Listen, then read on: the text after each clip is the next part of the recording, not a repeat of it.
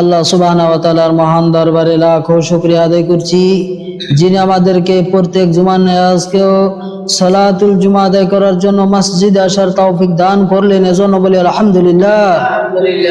দরুদ ও সালাম বর্ষিত হোক মানবতার মুক্তির দূত মহান দিশারি বিশ্বনবী মুহাম্মদুর রাসূলুল্লাহ সাল্লাল্লাহু আলাইহি ওয়াসাল্লামের উপর, যিনি আমাদেরকে আল্লাহর বিধিবিধান পুঙ্খানুপুঙ্খভাবে পৌঁছিয়ে দিয়েছেন সাল্লাল্লাহু আলাইহি ওয়াসাল্লাম। আজকের নতুন বছরের প্রথম জুমা, আরবি মাসের 12ই রজব 1447 হিজরি। আজকের জুমার খুতবার আলোচ্য বিষয় হচ্ছে ঋণ গ্রহণ ও পরিশোধের বিধান। কুরআন কারীম আল্লাহ সুবহানাহু ওয়া তাআলা বলেন, মা যাল্লাযী ইউকরিদুল্লাহু করদান হাসানা ফায়ুদাঈফাহু লাহু আদআফান কাসীরা। কোন ব্যক্তি, যেই ব্যক্তি আল্লাহ সুবহানাহু ওয়া তাআলাকে উত্তম ঋণ প্রদান করবে, আল্লাহ সুবহানাহু ওয়া তাআলা তাকে বহুগুণ পরিমাণে বৃদ্ধি করে দিবেন। সুবহানাল্লাহ। আল্লাহ সুবহানাহু ওয়া তাআলা এরপরে বলেন, ওয়াল্লাহু ইয়াকবিদু ওয়া ইয়াবসুতু ওয়া ইলাইহি তুরজাউন।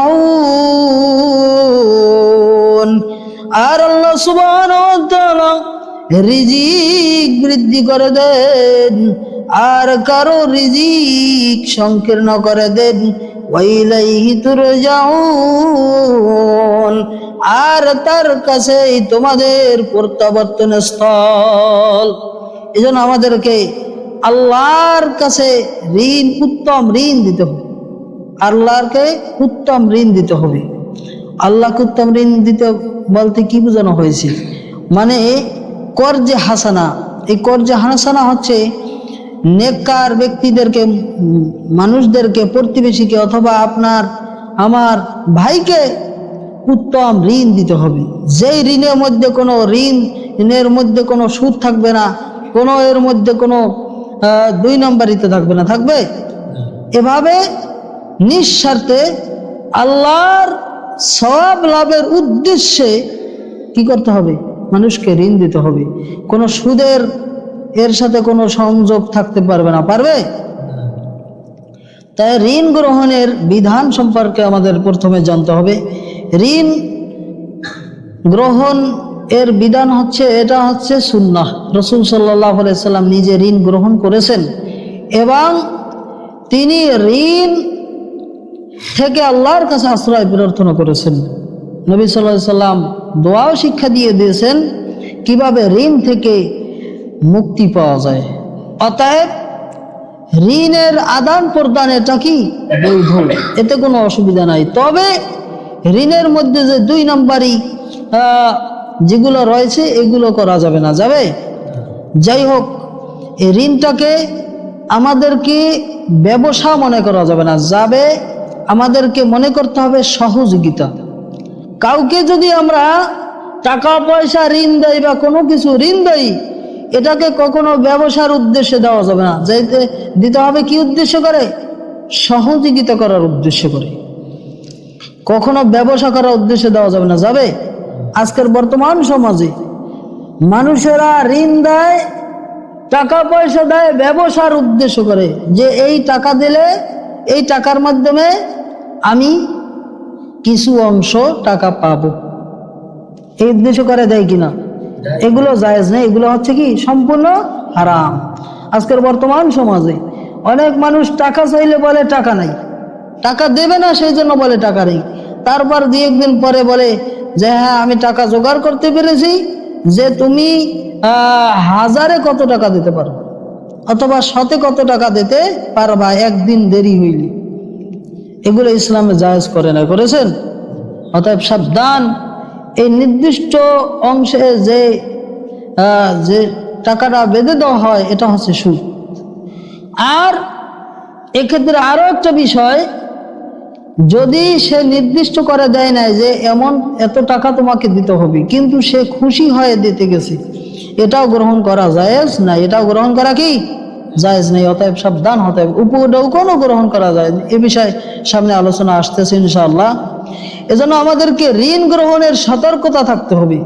মাম্মা তাওয়া বারিউম মিন সালাস আল কিবারি ওয়াল গুলুলি ওয়াদ দাইন, যেই ব্যক্তি বাড়াবাড়ি করা, সীমা লঙ্ঘন করা, খেয়ানত করা, এমনি ভাবে অহংকারিতা এবং ঋণ থেকে, এই তিনটি জিনিস থেকে যেই ব্যক্তি মুক্ত থাকবে, আল্লাহর নবী বলেন দাখালাল জান্নাহ, ওই ব্যক্তি জান্নাতে প্রবেশ করতে পারবে।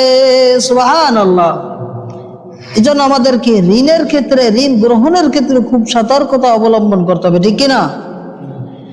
তাহলে আমাদেরকে এই ঋণের ক্ষেত্রে খুব সাবধানতা অবলম্বন যদি আমরা করতে পারি, তাহলে আমরা ইনশাল্লাহ জান্নাতে প্রবেশ করতে পারবো।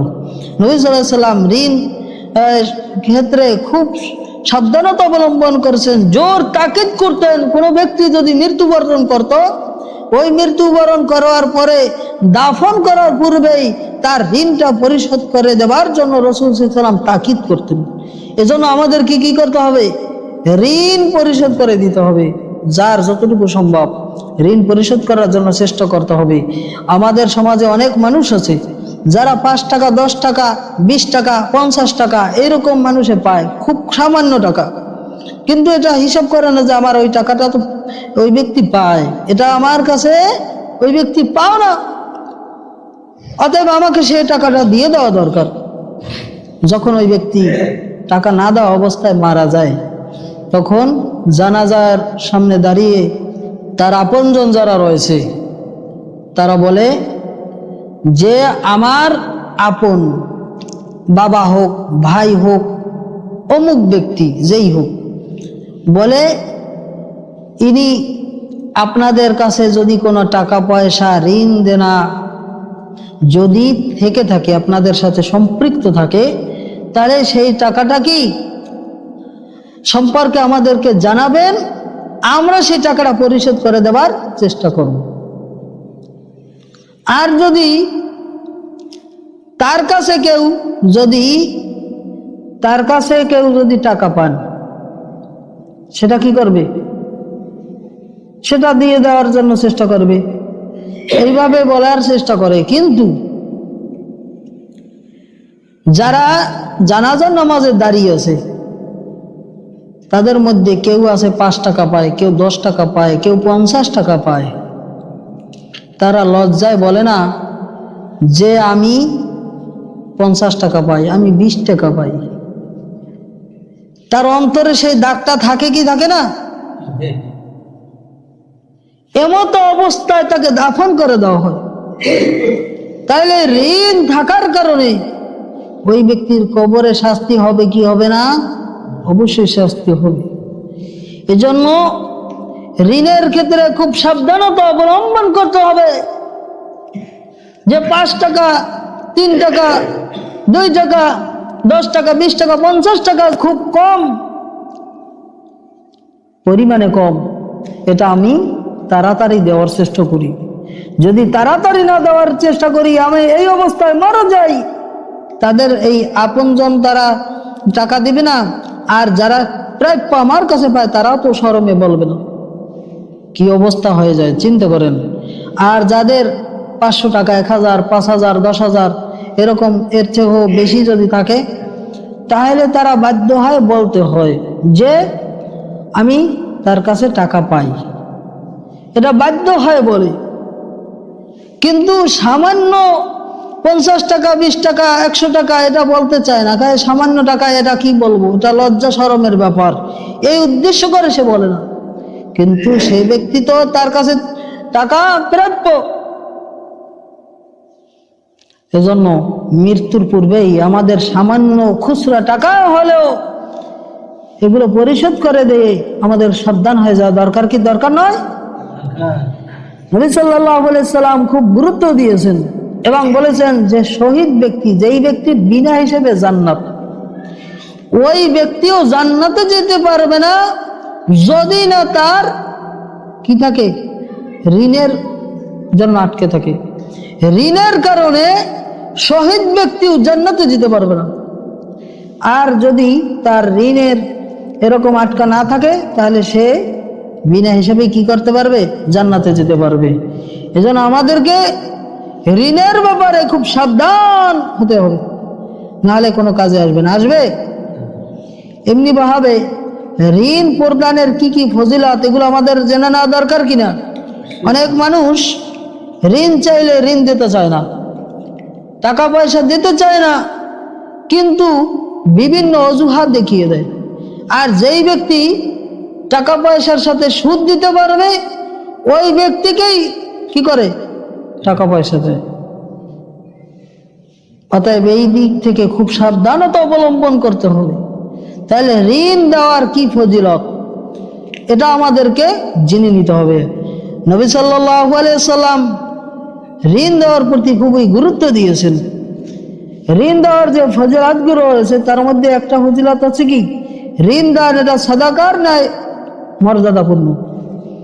আল্লাহর নবী সাল্লাল্লাহু আলাইহি সাল্লাম বলেন, দাখালা রাজুলুল জান্নাতা ফারা মাকতুবান আলা বাবিহা, জনৈক এক ব্যক্তি জান্নাতে প্রবেশ করল। জান্নাতে প্রবেশ করার পরে জান্নাতের দরজায় ওই ব্যক্তি দেখতে পেল, as-সাদাকাতু বিআশরি আমসালিহা, একটি দান করা, সাদাকা করার সব হচ্ছে 10 গুণ। সুবহানাল্লাহ। একটি দান করার সব আছে কয় গুণ? 10 গুণ সব রয়েছে। নবী সাল্লাল্লাহু আলাইহি ওয়াসাল্লাম বলেন, ওই লোকটি এরপরে অংশ দেখতে পেল, ওয়াল করদু বিসামানিয়াতা আশার, আর কাউকে ঋণ প্রদান করার ফজিলত হচ্ছে, কাউকে ঋণ প্রদান করলে ওই ব্যক্তি 18 গুণ সওয়াব পেয়ে যাবে। সুবহানাল্লাহ। তাহলে দান করার সওয়াব হচ্ছে কি? 10 গুণ, আর ঋণ প্রদান করার সওয়াব কি? 18 গুণ। তাহলে ঋণ প্রদান করার সওয়াব বেশি কি বেশি না? এজন্য আমাদেরকে বেশি বেশি ঋণ প্রদান করার চেষ্টা করতে হবে, বিশ্বস্ত ব্যক্তিকে ঋণ প্রদান করতে হবে। এই ব্যাপারে আস্তে আস্তে ধীরে ধীরে আমরা ধারাবাহিকভাবে আলোচনা করার চেষ্টা করবো ইনশাআল্লাহুল আজিজ। নবী সাল্লাল্লাহু আলাইহি সাল্লাম থেকে অপর বর্ণনায় এসেছে, কুল্লু করদিন সাদাকা, প্রত্যেক ঋণ প্রদান করা হয়েছে সাদাকা সমতুল্য। এজন্য আমাদেরকে ঋণ দিতে হবে, অন্য ব্যক্তিকে ঋণ প্রদান করতে হবে। অপর বর্ণনায় এসেছে, নবী সাল্লাল্লাহু আলাইহি সাল্লাম বলেন, মা মিন মুসলিমিন ইউকরিদু মুসলিমান করদান, কোন ব্যক্তি যদি কোন মুসলমান ব্যক্তিকে একবার ঋণ প্রদান করে, মাররাতাইন অথবা 2 বার ঋণ প্রদান করে, ইল্লা কানা কা সাদাকাতিহা মাররাতান, ওই ব্যক্তি যেন ওই 2 বার ঋণ প্রদান করার কারণে ওই ব্যক্তি যেন ওই সম্পদটা পুরোপুরি দান সাদাকা করার সবটা পেয়ে গেল। সুবহানাল্লাহ। এজন্য আমাদেরকে ঋণ প্রদান করার জন্য চেষ্টা করতে হবে। আরেকটা ফজিলত হচ্ছে, দাস মুক্তির সওয়াব পাওয়া যাবে ঋণ প্রদান করলে। নবী সাল্লাল্লাহু আলাইহি সাল্লাম বলেন, মান মানাহা মানিহাতা লাবানিন আও ওয়ারিকিন আও হাদা যুকাকা, নবী সাল্লাল্লাহু আলাইহি সাল্লাম বলেন, যেই ব্যক্তি একবার দুধ দহন করা, দুধ থেকে দান করলো, আওয়ারিকিন অথবা কোনো ব্যক্তি টাকা পয়সা কাউকে ধার দিল, ঋণ দিল, আও হাদা যুকাকা অথবা কোনো ব্যক্তি যদি অচেনা ব্যক্তিকে, পথহারা ব্যক্তিকে সঠিক পথ দেখিয়ে দিল, কানা লাহু মিসলা ইতকি রাকাবাতিন, ওই ব্যক্তি যেন একজন দাস মুক্তি করার সব পেয়ে গেল। সুবহানাল্লাহ। এজন্য আমাদেরকে মানুষকে ঋণ দেওয়ার জন্য চেষ্টা করতে হবে। এমনি ভাবে ঋণ প্রদান করলে, কাউকে দান করলে ফেরেশতাদের দোয়া পাওয়া যায়। সুবহানাল্লাহ। নবী সাল্লাল্লাহু আলাইহি সাল্লাম বলেন, মা মিন ইয়াউমি ইসবিহুল ইবাদু ফীহি ইল্লা মালাকান ইয়ানজিলানি ইয়াকুলু আহাদুহুমা, নবী সাল্লাল্লাহু আলাইহি সাল্লাম বলেন, আল্লাহর বান্দা যখন সকাল বেলায় উপনীত হয়, তখন আল্লাহর বান্দাদের কাছে দুইজন ফেরেশতা এই পৃথিবীতে গমন করেন। গমন করার পর দুইজন ফেরেশতাদের মধ্যে একজন ফেরেশতা বলতে থাকেন, আল্লাহুম্মা আতি মুনফিকান খলাফা, হে আল্লাহ, অমুক ব্যক্তি, যে ব্যক্তি আল্লাহর পথে দান করে, আল্লাহর পথে ঋণ প্রদান করে, ওই ব্যক্তির ধন সম্পদ তুমি বাড়াইয়া দাও। সুবহানাল্লাহ। অপর ফেরেশতা বলতে থাকে, আল্লাহুম্মা আতি মুমসিকান তালাফা, হে আল্লাহ, যেই ব্যক্তি কৃপণ, যে ব্যক্তি আল্লাহর পথে দান করে না, আপনার পথে দান করে না, ঋণ কাউকে ঋণ প্রদান করে না, ওই ব্যক্তির ধন সম্পদ তুমি ধ্বংস করিয়া দাও। নাউজুবিল্লাহ। এজন্য আমাদেরকে ঋণ প্রদান করতে হবে কি হবে না? ঋণ প্রদান করলে, মানুষকে টাকা পয়সা ঋণ দিলে ফেরেশতাদের দোয়া পাওয়া যাবে কি যাবে না? বসে যাবে। এমনি ভাবে মানুষকে টাকা পয়সা ঋণ দিলে বিপদ থেকে মুক্তি পাওয়া যায়, এমনি ভাবে আল্লাহর সাহায্য লাভ পাওয়া যায়। সুবহানাল্লাহ। হাদিসের বর্ণনা এসেছে, নবী সাল্লাল্লাহু আলাইহি ওয়াসাল্লাম বলেন, মান নাফাসা আন মুসলিমিন কুরবাতাম মিন কুরাবিদ দুনিয়া, যেই ব্যক্তি কোন মুসলমান ভাইকে কোন বিপদ থেকে মুক্তি করে দিল, বিপদ থেকে তাকে উদ্ধার করে দিল, তার দেখাশোনা করলো, সহযোগিতা করলো বিপদ আপদে, আল্লাহ সুবহানাহু ওয়া তাআলা কি করবেন শুনেন, নাফাসাল্লাহু আনহু কুরবাতাম মিন কুরাবি ইয়াউমিল কিয়ামাহ, ওই ব্যক্তিকে কিয়ামতের দিন আল্লাহ সুবহানাহু ওয়া তাআলা কঠিন বিপদ থেকে মুক্তি করে দিবেন। সুবহানাল্লাহ। তাহলে মানুষকে বিপদ থেকে যদি মুক্তি দেওয়া যায়, তা আল্লাহ কিয়ামতের দিন তাকে বিপদ থেকে মুক্তি করে দিবেন। তাহলে এর চেয়ে বড় সওয়াব আর দরকার আছে? এজন্য বিপদ থেকে মুক্তি করার জন্য আমাদেরকে চেষ্টা করতে হবে কি হবে না? নবী সাল্লাল্লাহু আলাইহি ওয়াসাল্লাম এই হাদিসের পরের অংশে বললেন, ওয়া মান ইয়াসসারা আলা মুসিরিন ইয়াসসারাল্লাহু আলাইহি ফিদ দুনিয়া ওয়াল আখিরাহ, যেই ব্যক্তি কোনো অভাবগ্রস্ত ব্যক্তিদেরকে, অসহায় ব্যক্তিদেরকে সহায়তা প্রদান করবে, তার বিষয়টা সহজ করে দিবে, অথবা ঋণগ্রস্ত ব্যক্তিকে ঋণ প্রদান করার জন্য অবকাশ করে দিবে, ওই ব্যক্তিকে আল্লাহ সুবহানাহু ওয়া তাআলা দুনিয়া এবং আখিরাতে তার জন্য সবকিছু সহজ করে দিবেন। সুবহানাল্লাহ। এজন্য আমাদেরকে সহজ করে দেওয়ার জন্য চেষ্টা করতে হবে কি হবে না? অবশ্যই চেষ্টা করতে হবে। তাহলে আমরা আল্লাহর পক্ষ থেকে নুসরাত পাবো কি পাবো না? অবশ্যই পাবো। তাহলে ঋণ প্রদানের কি কি আদব, এগুলো আমাদেরকে জেনে নিতে হবে। ঋণ প্রদানের যে সকল আদবগুলো রয়েছে, তার মধ্যে একটি আদব হচ্ছে ঘুষ গ্রহণ না করা। ইবনে কুদামা রাহিমাহুল্লাহ তিনি বললেন, ওয়া কুল্লা করদিন শারাতা ফিহি আই ইয়াজিদাহু ফাহুয়া হারাম, যেই ঋণের মধ্যে অধিক শর্তারোপ লাগানো হয়, ফাহুয়া হারামুন, সেটা হচ্ছে হারাম, বিগয়রি খিলাফ, এর মধ্যে কোনো মতানৈক্য নাই, সকল মাযহাবের উলামায়ে কেরাম এর মধ্যে একমত রয়েছে। মানে বেশি শর্তারোপ করে লাগিয়ে দিয়ে তারপরে মানুষের কাছ থেকে ঘুষ নিয়ে দেওয়া, মানে শর্তারোপ লাগানো হয় কেন? যে বেশি শর্তারোপ লাগিয়ে দেওয়ার জন্য মানুষদেরকে ডেকে নিয়ে আসে, যাদেরকে টাকা পয়সা দিয়ে শর্ত লাগিয়ে দেওয়া হয়। এইরকম যদি করা হয়, এটা সকল উলামায়ে কেরামের মতে একমত যে এটা হচ্ছে সম্পূর্ণ কি হারাম।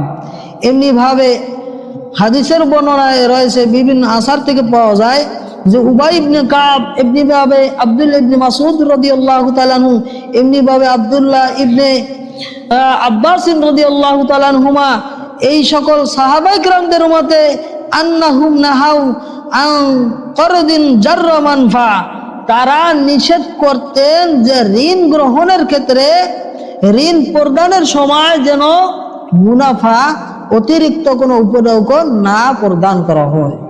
এজন্য আমাদেরকে কোনো মুনাফা, কোনো অতিরিক্ত উপঢৌক দেওয়া যাবে না, যাবে।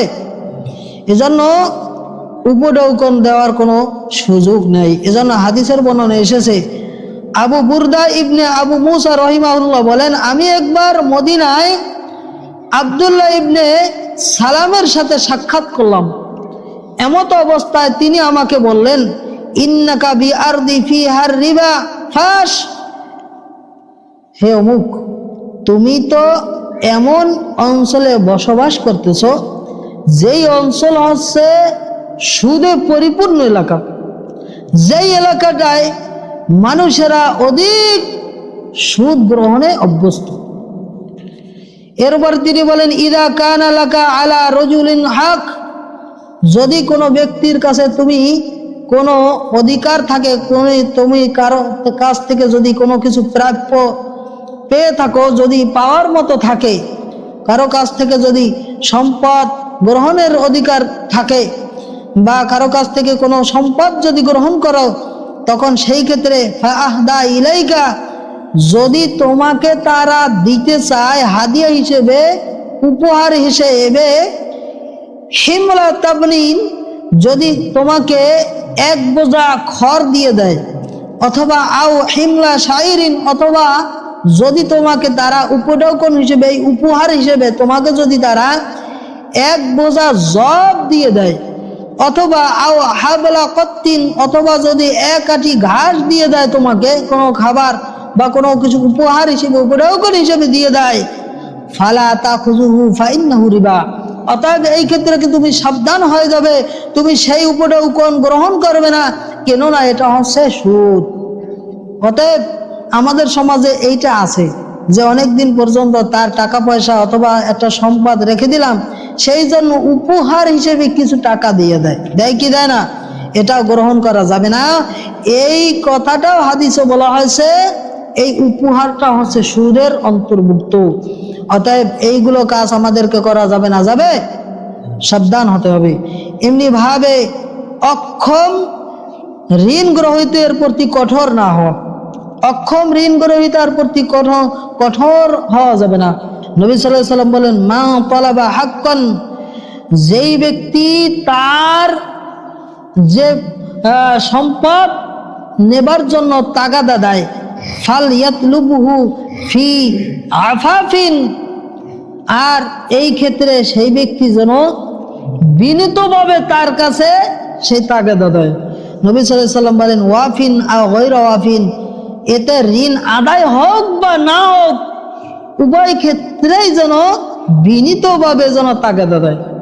অনেকে আছে টাকা পয়সার ডেট দিয়েছে অমুক তারিখের মধ্যে দিতে হবে, কিন্তু ওই তারিখ না দিতে বললে অনেক কড়া ভাষায় কথা বলে, গালিগালাজ করে, কি খারাপ কথা বলে, বলে কি বলে না। যদি এই ক্ষেত্রে তার দিকে লক্ষ্য করতে হবে, সে ঋণ পরিশোধ করতে কি সক্ষম নাকি ঋণ পরিশোধ করতে অক্ষম।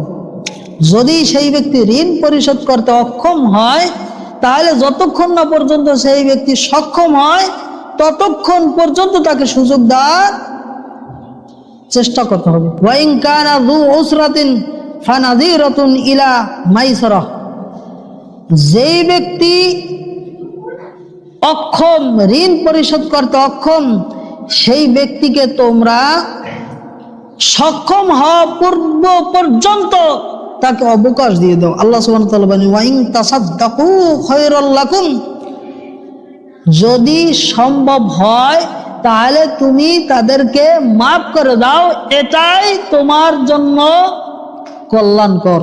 আল্লাহ সুবহানাহু ওয়া তাআলা বলেন, ইন কুনতুম তা'লামুন, যদি তোমরা এই বিষয়ে জানতে। এজন্য আমাদেরকে যদি সম্ভব হয় ঋণ পরিশোধে অক্ষম ব্যক্তি, ওই ব্যক্তিকে মাফ করে দিতে হবে। আর যদি সক্ষম হয় তাহলে তো তার কাছ থেকে চাইতে হবে, তবুও সময় দেওয়ার জন্য চেষ্টা করতে হবে। এমনিভাবে ঋণ গ্রহীতাকে ছাড় দেওয়ার ফজিলত হচ্ছে দানের সব পেয়ে যাবে ওই ব্যক্তি। আল্লাহর নবী সাল্লাল্লাহু আলাইহি সাল্লাম বলেন, মান আনজারা মুসিরান কানা লাহু বিকুল্লি ইয়াউমিন সাদাকাহ, যেই ব্যক্তি ঋণ পরিশোধ অক্ষম, ওই ব্যক্তিকে যেই ব্যক্তি অবকাশ দেয় ঋণ পরিশোধের জন্য, সেই ব্যক্তি বিকুল ইয়ামিন সাদাকা, ওই ব্যক্তি প্রত্যেক দিন দান করার সব পেয়ে যাবে। সুবহানাল্লাহ। এরপর নবী সাল্লাল্লাহু আলাইহি ওয়াসাল্লাম বলেন, ওয়ামান আনজারাহু বাদা হিল্লিহি কানা লাহু মিসলুহু ফি কুল্লি ইয়ামিন সাদাকা। যেই ব্যক্তি মেয়াদ পরিপূর্ণ হবার পরেও, মানে ঋণ পরিশোধ করার মেয়াদ হয়ে গেছে, এরপরও ঋণ পরিশোধ করার জন্য সময় আরো বৃদ্ধি করে দেয়, যতদিন পর্যন্ত বৃদ্ধি করে দিবে ততদিন পর্যন্ত ওই ব্যক্তি দান করার সব পেয়ে যাবে। সুবহানাল্লাহ। জন্য আমাদেরকে এই সুযোগ দেওয়ার চেষ্টা করতে হবে। এমনি ভাবে আরেকটা সব হচ্ছে আল্লাহর রসুলের দোয়া লাভ করবে ওই ব্যক্তি। যে ব্যক্তি ঋণ পরিশোধে অক্ষম, ওই ব্যক্তিকে ছাড় দেওয়ার ফজিলত হচ্ছে আল্লাহর রসুলের কাছ থেকে ওই ব্যক্তি দোয়া লাভ করবে। নবী সাল্লাল্লাহু আলাইহি ওয়াসাল্লাম বললেন, রহিমাল্লাহু আবদান সামহান ইযা বাআ সামহান ইযা ইজাশতারা।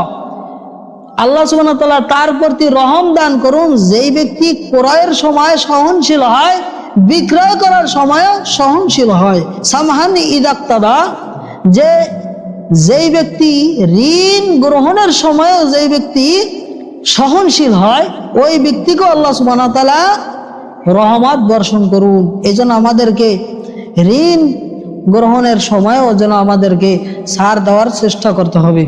এমনিভাবে যেই ব্যক্তি ধন সম্পদ, এই টাকা পয়সা ঋণ পরিশোধে অক্ষম, ওই ব্যক্তিকে সুযোগ দিলে কিয়ামতের দিন আল্লাহ সুবহানাহু ওয়া তাআলা আরশের ছায়ায় আশ্রয় দিবেন। সুবহানাল্লাহ।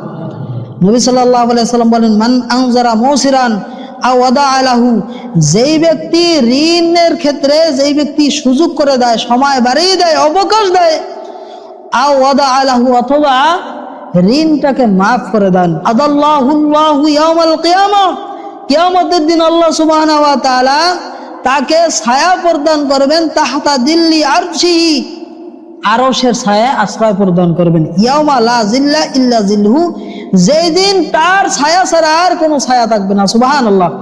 এজন্য আমাদেরকে সুযোগ করে দেওয়ার চেষ্টা করতে হবে, কি হবে না? এমনি ভাবে আল্লাহর পক্ষ থেকে ওই ব্যক্তি ক্ষমা পেয়ে যাবে। নবী সাল্লাল্লাহু আলাইহি ওয়াসাল্লাম বলেন, ওই ব্যক্তিকে মান সাররাহু আইয়ুনজিয়াহুল্লাহু মিন কুরাবি ইয়াউমিল কিয়ামাহ, তোমরা কি জানো ওই ব্যক্তি সম্পর্কে যেই ব্যক্তিকে আল্লাহ সুবহানাহু ওয়া তাআলা কিয়ামতের দিন কঠিন বিপদ আপদ থেকে মুক্ত করে দিবেন? নবী সাল্লাল্লাহু আলাইহি ওয়াসাল্লাম বলেন, ফালিউনাফিস আন মুসিরিন আও ইয়াদা আনহু, যেই ব্যক্তি অভাবগ্রস্ত ব্যক্তিকে সুযোগ করে দেয় ঋণ পরিশোধের জন্য, অথবা তাকে মাফ করে দেয়। পূর্ব যুগের এক ব্যক্তি মানুষদেরকে ঋণ প্রদান করত। ওই ব্যক্তির নির্দিষ্ট লোক ছিল যারা তার কাছ থেকে টাকা নিয়ে আসবে। ওই ব্যক্তি ওই ঋণ গ্রহণকারী ব্যক্তিদেরকে বলে দিত যে তোমরা যখন তার কাছ থেকে ঋণ গ্রহণ করবে তখন দেখবা যে ওই ব্যক্তি ঋণ গ্রহণে, ঋণ পরিশোধে সক্ষম নাকি অক্ষম। যদি দেখো ওই ব্যক্তি ঋণ পরিশোধে অক্ষম, তাহলে তোমরা ওকে মাফ করে দিবেন, আল্লাহ চাইলে হয়তো আমাদেরকে এই কারণে মাফ করে দিবেন। নবী সাল্লাল্লাহু আলাইহি ওয়াসাল্লাম বলেন, ওই ব্যক্তির মৃত্যুর পর আল্লাহ সুবহানাহু ওয়া তাআলা তাকে হাজির করলেন এবং জিজ্ঞেস করলেন যে তুমি কি কোনো সওয়াবের কাজ করেছো দুনিয়াতে? তখন ওই ব্যক্তি বলে, আল্লাহ আমি কোনো সওয়াবের কাজ করতে পারিনি, তবে এই কাজটা করেছি যাতে ওই ব্যক্তি, অক্ষম ব্যক্তি কে মাফ করে দাও। তখন আল্লাহ সুবহানাহু ওয়া তাআলা বললেন, আমি তোমাকে এই কারণে মাফ করে দিলাম। সুবহানাল্লাহ। যেন আমাদেরকে ঋণের ক্ষেত্রে এই সকল বিষয় খেয়াল রাখতে চেষ্টা করতে হবে ইনশাআল্লাহ। আল্লাহ সুবহানাহু ওয়া তাআলা আমাদেরকে বিষয়গুলো বুঝে আমল করার তৌফিক দান করুন। আমিন। ওয়া আখির দাওয়ানা আলহামদুলিল্লাহি রাব্বিল আলামিন। আকুলু কওলি হাযা আস্তাগফিরুল্লাহ লি ওয়া লাকুম ওয়া লিসাইরিল মুসলিমিন মিন কুল্লি যামবি ওয়া আতুবু ইলাইক। সুবহানাকাল্লাহুম্মা ওয়া বিহামদিকা আশহাদু আল্লা ইলাহা ইল্লা আনতা আস্তাগফিরুকা ওয়া আতুবু ইলাইক।